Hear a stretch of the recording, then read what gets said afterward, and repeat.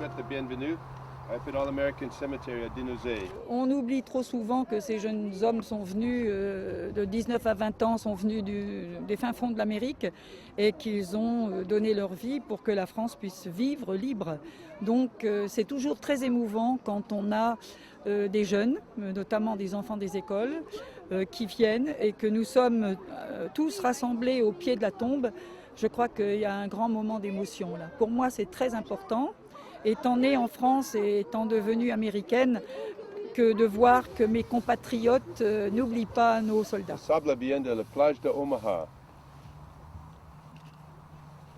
Beach, Colville-sur-Mer. C'est un sable qui, pour nous, Américains, est sacré, puisque ce jour du débarquement...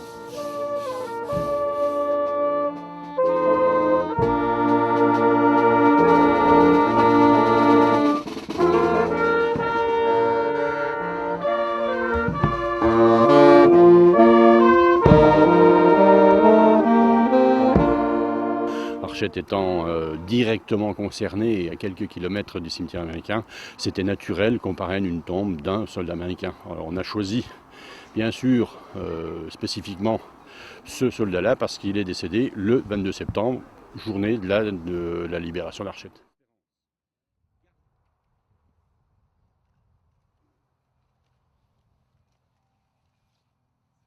C'est ce qui a été vraiment très important, c'est tout de suite la prise en compte, quand on a lancé l'idée, par la Légion Vosgienne, par René Vincent, son président. Après ça, Nicolas, donc chef de musique, mais qui parallèlement est prof d'histoire et conseiller municipal, a pris en main un petit peu l'historique, enfin il a fait la recherche de l'historique.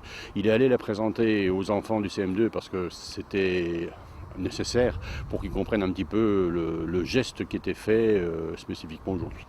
La compagnie aile suit rapidement et sécurise le village, alors que les Archettois restent terrés dans leur cave, la présence de l'ennemi se faisant toujours sentir. À 10 heures, le colonel Meyer déplace son poste de commandement à Arches, mais la bataille n'est pas terminée pour autant. L'ensemble du territoire de la commune est libéré, mais le 179e a encore une longue route à traverser, l'Alsace et l'Allemagne jusqu'à la victoire finale.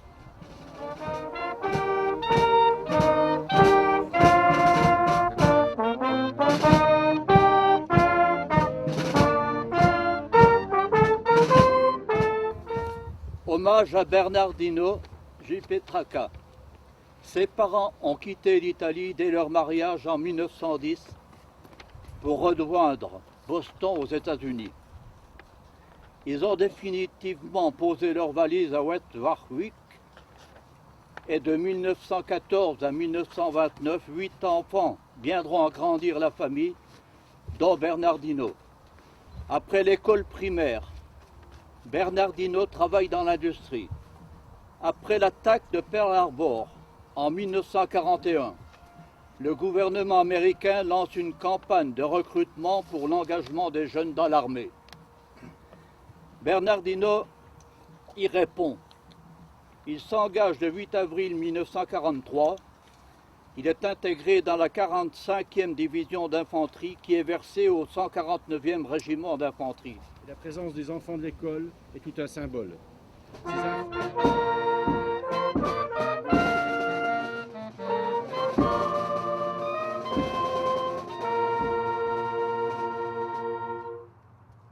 Pour moi, personnellement, c'est très important de savoir que les gens, les populations ici dans le Vosges, les Archettes, n'oublient pas le sacrifice de nos soldats qui sont enterrés ici et honorer leur mémoire et garder leur mémoire de leurs soldats. Ça, pour moi, c'est très émouvant de voir les enfants et les nombres de gens qui sont venus pour la petite cérémonie de parrainage.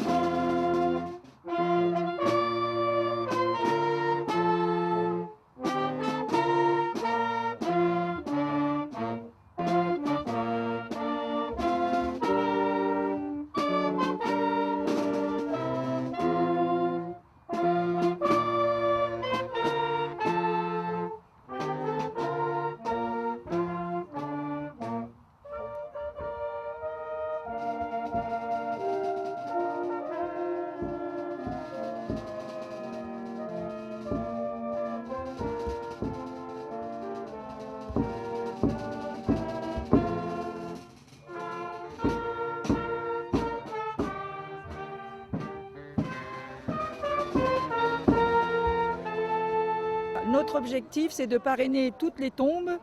C'est un rêve, hein, j'espère que je le verrai réaliser, mais c'est vrai que c'est formidable quand on peut avoir des communes et puis des particuliers qui adoptent une ou plusieurs tombes de nos soldats. Parrainer une tombe, tout d'abord il faut nous contacter parce que nous avons l'accord de la BMC, c'est-à-dire l'American Battle Monument Commission, dont le siège est à Washington. Cette association est habilitée pour le parrainage. Alors pour le parrainage, il suffit de nous contacter. Nous donnons un bulletin d'adhésion. Vous pouvez parrainer un soldat ou plusieurs soldats et le but c'est de fleurir au moins, c'est un engagement moral, de fleurir au moins une fois dans l'année la tombe du soldat. Et si on ne fait qu'une fois, le jour du Memorial Day qui est sacré pour tous les Américains.